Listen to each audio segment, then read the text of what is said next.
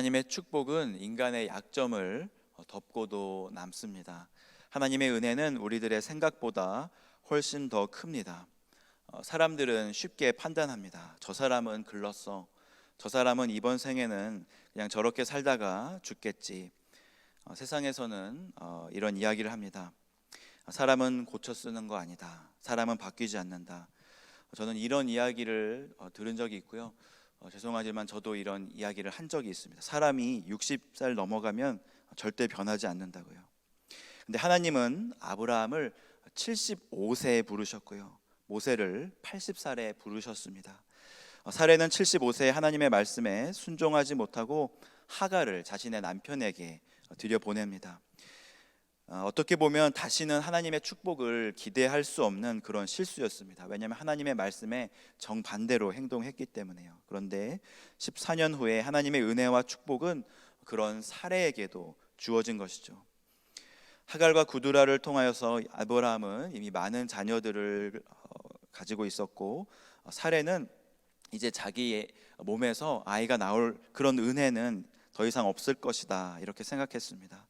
모든 소망이 사라진 그때 하나님은 사례를 축복합니다. 15절, 16절 말씀 함께 보겠습니다. 하나님이 또 아브라함에게 이르시되 내 아내 사례는 이름을 사레라 하지 말고 사라라 하라.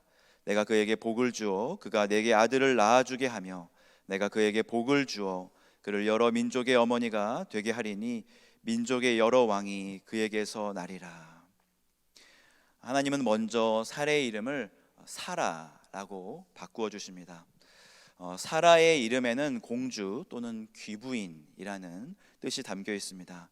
근데 사실 사레의 이름에도 그런 동일한 뜻이 있었기 때문에 사레와 사라 두 이름의 차이는 뜻으로는 거의 차이가 없는 것이죠. 그러니 달라진 환경도 없고 바꿔주신 이름도 뜻이 비슷하고 보여지는 표적도 없고 달랑 주어진 것은 하나님의 축복과 하나님의 말씀뿐이었습니다. 그런데 하나님의 말씀에는 능력이 있고요, 하나님의 말씀에는 힘이 있습니다. 세상 사람들은 보여지는 것에 반응하지만 믿음의 사람들은 하나님의 말씀에 반응을 합니다. 그런데 아직도 아브라함에게는 좀 더 다듬어져야 될 부분이 있었던 것 같습니다. 아브라함의 반응을 한번 보십시오. 창세기 17장 17절부터 18절 말씀입니다. 아브라함이 엎드려 웃으며 마음속으로 이르되 100세 된 사람이 어찌 자식을 낳을까? 사라는 90세니 어찌 출산하리요? 하고 아브라함이 이에 하나님께 아뢰되 이스마엘이나 하나님 앞에 살기를 원하나이다. 아브라함은 하나님의 말씀 앞에 웃었고 속으로 자기 자신이 어찌 자식을 낳을까, 사라가 어찌 출산을 할까 생각을 하였던 것입니다. 그리고 하나님께 겉으로는 아주 겸손한 그런 말을 하지요. 이스마엘이나 하나님 앞에 살기를 원하나이다. 여러분은 이 말이 어떻게 다가오십니까? 금도끼 은도끼를 거절하고 그냥 쇠도끼를 달라는 정직한 나무꾼의 말처럼 들리시나요? 하나님, 저는 이스마엘으로 만족해요. 저는 지금도 충분히 행복합니다. 괜찮아요. 얼핏 들으면 겸손한 말처럼 들리지만 사실 겸손으로 이제 포장된 교만한 말입니다. 신앙인으로서 하지 말아야 할 말 중에 하나가 여기가 좋사오니 라는 말입니다. 하나님은 때로 우리가 이해할 수 없는 그런 방법으로 축복을 부어주십니다. 때로는 세상이 감당할 수 없는 그런 방법으로 우리에게 은혜를 부어주시는 것이죠. 그래서 때로는 하나님이 우리에게 축복을 주실 때, 또 말씀을 허락하실 때 세상이 시기하기도 하고요, 또 믿는 사람들이 그리스도인들이 욕심이 많다고 흉을 보기도 합니다. 그런데 하나님이 아브라함에게 아들을 주시겠다는 이 말씀에 아멘하며 하나님 주시옵소서 하는 것이 믿음이라는 것입니다. 믿음으로 결정하고 나아갈 때는 세상 사람들의 말과 의견을 이렇게 종합해서 그들을 존중하는 것이 아닙니다. 나의 상황을 전체적으로 고려해서 내가 지금까지 믿음으로 살지 못했으니까 나는 요마만큼의 축복만 받으면 되겠다, 나는 하나님의 큰 축복을 받을 자격이 없다, 이렇게 말하면 안 된다는 것입니다. 하나님은 아브라함의 자격을 보고 의롭다 하신 것이 아니라 그의 삶의 거룩함을 보고 의롭다 하신 것이 아니라 그의 믿음을 보고 의롭다 하신 것입니다. 그는 무엇을 믿었습니까? 하나님을 믿었던 것이죠. 그는 하나님이 너의 고향 땅을 떠나고 내가 보여줄 땅으로 가라고 했을 때 그는 그냥 하나님을 믿음으로 떠나갔습니다. 그런데 어떻게 보면 여기까지의 믿음은 아브라함이 스스로 행할 수 있었던 그런 믿음이었습니다.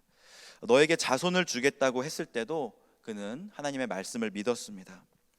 그래서 10년간 기다렸다가 하갈을 통해서 아들을 낳았습니다. 여기까지도 자기 자신이 반 정도 스스로 할 수 있었기에 그는 그렇게 하였고, 그것이 하나님의 약속의 성취라고 믿었습니다. 그런데 이번에 하신 하나님의 말씀은 아무리 생각해도 믿을 수가 없는 것입니다. 왜냐하면 자기의 한계를 넘어서는 벽이 가로막고 있었기 때문입니다. 아내의 몸은 이미 문이 닫혔습니다. 그래서 89년 동안이나 아이를 낳을 수가 없었던 것이죠. 아내가 아이를 임신하는 것은 죽은 자가 살아나는 것 같이 말이 안 되는 일이고요, 처녀가 잉태하는 것처럼 불가능한 일이었던 것이죠. 아브라함 집안에서 특별히 안주인 사라 앞에서 아이 이야기를 꺼내는 것은 절대 해서는 안 되는 그런 민감한 이슈였기에, 그래서 그는 하나님께 반항 아닌 반항을 하며 이렇게 말하는 것입니다. 이스마엘이나 하나님 앞에 살기를 원하나이다. 아브라함은 자기 믿음의 한계를 극복하지 못했습니다. 그런데요, 하나님은 우리들보다 더 믿음이 좋으시고 뚝심이 있으셨습니다. 자기 한계에 다다른 아브라함에게 그 한계를 뚫고 지나가라고 말씀하신 것이죠. 19절 말씀 함께 보겠습니다. 하나님이 이르시되 아니라 내 아내 사라가 내게 아들을 낳으리니 너는 그 이름을 이삭이라 하라. 내가 그와 내 언약을 세우리니 그의 후손에게 영원한 언약이 되리라. 아브라함을 부르신 지 24년 되던 해에 나타나셔서 사라를 통해서 너에게 아들을 낳아주겠다 이렇게 말씀하신 것입니다. 그리고 너의 아들과 내가 언약을 세우겠다고 말씀하셨죠. 그러면 이스마엘은 어떻게 되는 것인가요? 하나님의 축복이 이스마엘에서 떠나가는 것인가요? 하나님은 이스마엘에 대한 축복도 거두어 가시지 않으셨습니다. 그에게 복을 주어 그를 매우 크고 또 생육하고 번성하게 하시고 또 12두령을 낳겠다고 말씀하셨습니다. 하지만 내 언약은 내가 내년 이 시기에 사라가 내게 낳을 이삭과 세우리라 말씀하셨습니다. 그렇게 하나님은 아브라함의 마음에 불을 확 지르시고 하늘로 그냥 올라가 버리셨습니다. 이제 남은 것은 아브라함 뿐입니다. 하나님의 말씀을 들은 사람이 아브라함 뿐인 것이죠. 여러분은 이 상황에서 어떻게 하시겠습니까? 내가 잘못 들었나 이렇게 머리를 한번 긁적이면 상황은 아주 평화롭게 종료가 됩니다. 그냥 예전처럼 살게 되는 것이죠. 그런데 하나님의 말씀에 아멘으로 받고 순종을 하면 어떤 일이 일어나나요? 아브라함은 당장 순종을 합니다. 너는 내 앞에서 행하여 완전하라고 하신 말씀에 순종하여 그날 하나님의 말씀을 받은 그날 사람들을 모으고 그날 아브라함과 이스마엘은 할례를 받습니다. 그 둘뿐만 아니라 그 집의 모든 남자, 곧 집에서 태어난 자와 돈으로 이방 사람에게서 사온 자가 다 그와 함께 할례를 받았다고 성경은 기록합니다. 그리고 아브라함은 사라를 설득합니다. 아마 잘 설득이 되지는 않았을지도 모르겠습니다. 18장을 보면 혼자서는 조금 역부족이었던 것 같은 그런 느낌도 있죠. 하지만 아브라함은 내 앞에서 행하여 완전해지라는 하나님의 말씀에 깨어 있어서 살았고, 또 그 뒤에는 하나님이 역사하셨습니다. 믿음으로 순종하자 하나님이 역사하셨고요, 하나님이 준비하셨고 하나님이 채워주셨습니다. 하나님은 이것을 아브라함에게 보여주고 싶으셨던 것입니다.